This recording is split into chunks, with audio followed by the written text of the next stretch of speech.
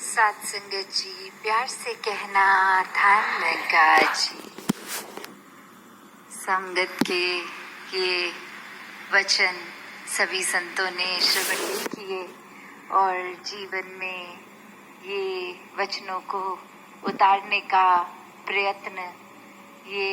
लगातार ही चल रहा होता है। और कैसे ये भाव मन के कि इस जीवन में एक भक्ति से हर पल को जिया जाए, इस निरंकार के ऊपर आधारित जीवन कर लें और अपने आप ये एक डे बाय डे जो भी रूटीन है वो अपने आप होती ही जाएगी। कैसे हम अपनी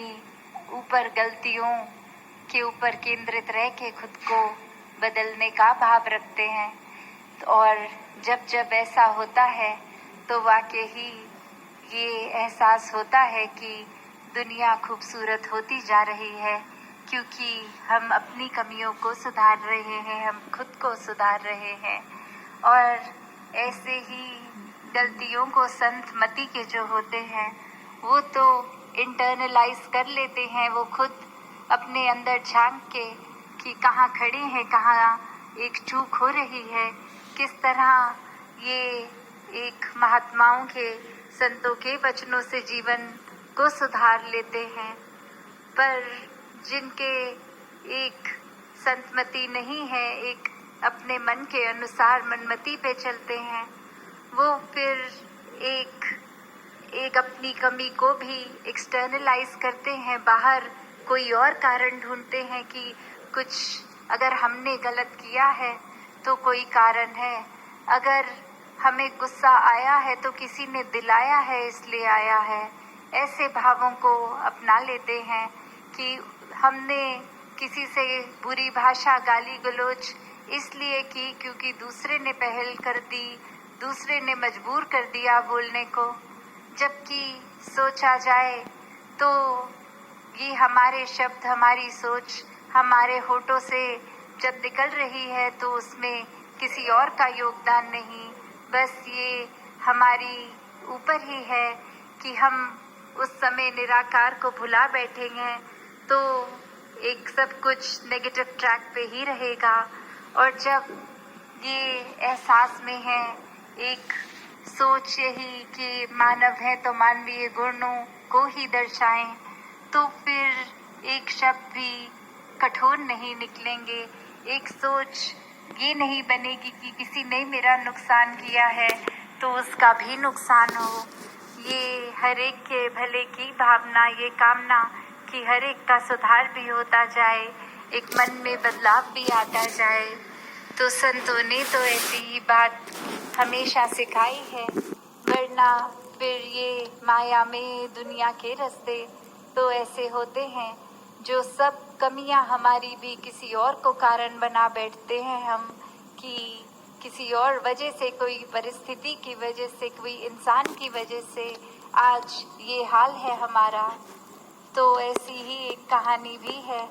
जहाँ एक इंसान एक रात को बहुत ही ज़्यादा नशे में चूर होकर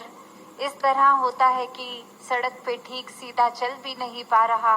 कहीं गिर रहा है, किसी खंबे में बज रहा है। फिर एक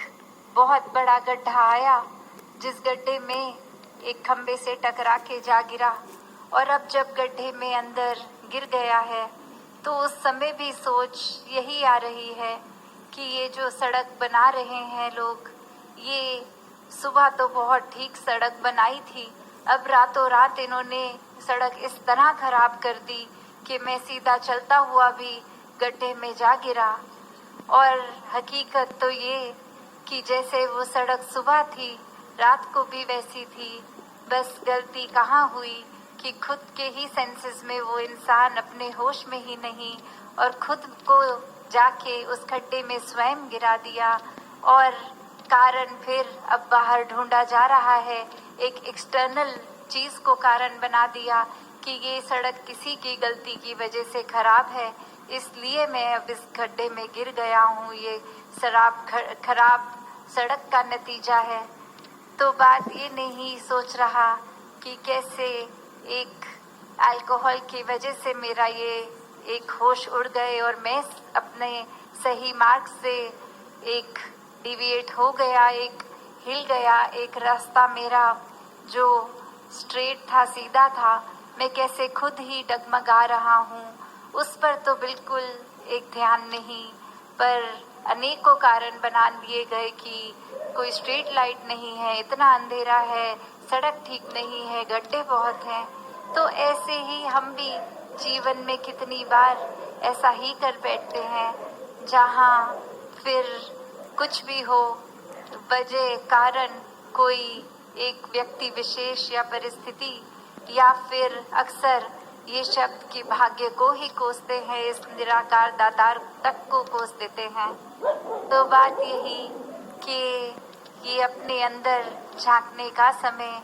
ऐसी परिस्थितियों में वो टेस्ट भी हो जाता है कि हम